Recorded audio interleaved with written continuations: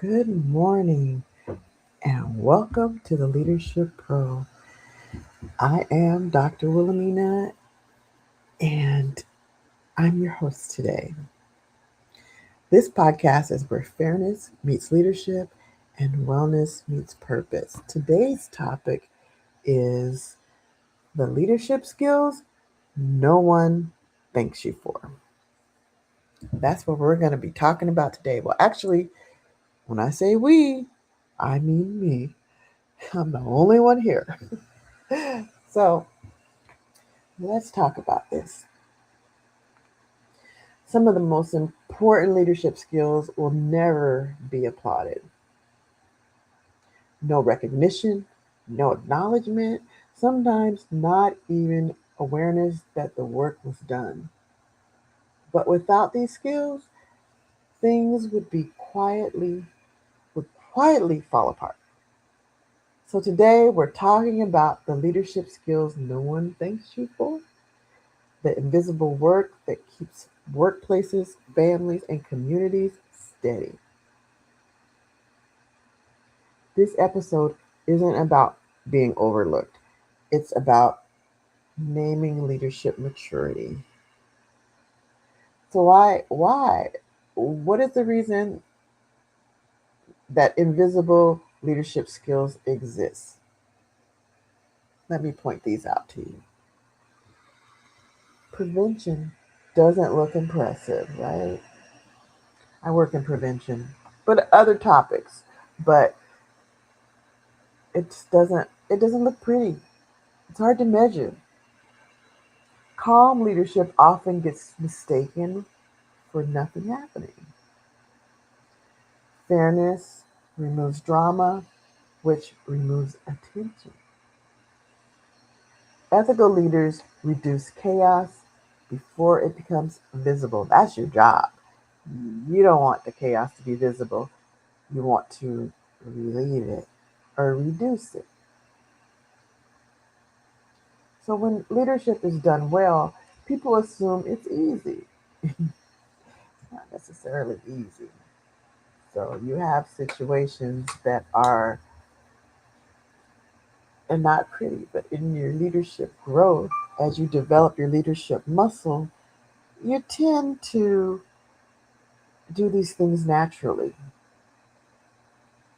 People don't know the effort you put in order to do this because you do it so professionally and quiet. So remember, when we're talking about leadership here, we're talking about leadership at home, leadership in with the family. We're talking about leadership in the community and also leadership at work. A lot of times those are our examples that I use are from work, but we're talking about all three places because we need leaders. So I want to walk you through these slowly and reflectively. Some statements. Staying calm when provoked. That's one example of skills no one thanks you for. Restraint is not weakness, it's discipline. Thinking before you react. Some leaders don't respond quickly because they're slow, but because they're responsible. Consistency over popularity. Being fair means you'll disappoint people who expect exceptions. That's not easy when you think about how people might react or how it might affect the people that you're being consistent with. Protecting others from unnecessary chaos. Sometimes leadership means absorbing stress as others don't have to, and that is not easy either. To protect others, and for me, I will say we protect people in our family, we protect people in the community, and for me, most of my experience, I always protect my child, but most of my experience came from protecting others in the workplace. making sure that I'm that buffer between them and others that might try to get to them in negative ways or use their negative leadership, abusive leadership towards the people that I supervise.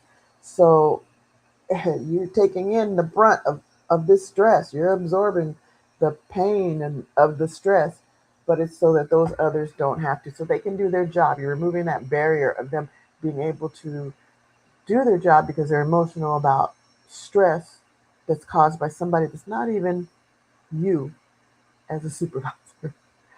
Okay, so carrying responsibility quietly. You don't always talk about it. Not every burden needs an audience. You keep it to yourself. Holding boundaries without announcements. Strong leaders don't need to perform authority. It just is. Your people know that's who you are. You're their supervisor. You're in charge. You've been charged with carrying the weight of the office, and then you work with your employees or direct reports to get the results that you need. You take those barriers away. So how these skills show up everywhere. So we're talking about at home, at work, and in the community. So at work, it's leadership beyond titles. You're stabilizing your team.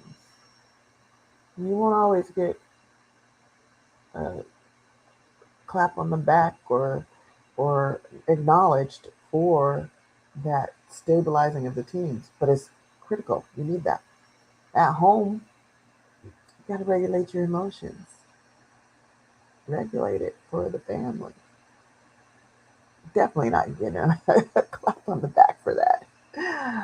In communities, you're the quiet steward.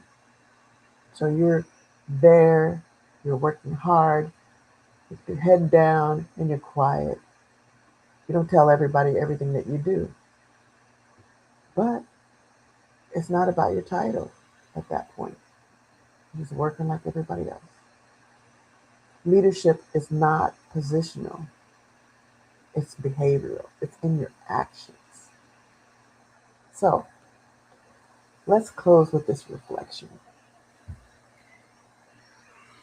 If no one thanked you for staying steady, for being fair, for thinking things through, let this be your reminder. Leadership that creates safety doesn't need applause. It gives you a good feeling. You know that if you've been that person. Reflect on one invisible skill you used this week. And then share this episode with a leader who never gets the credit so that they know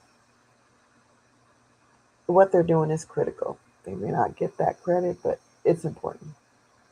So thank you for showing up today, for being here for this podcast.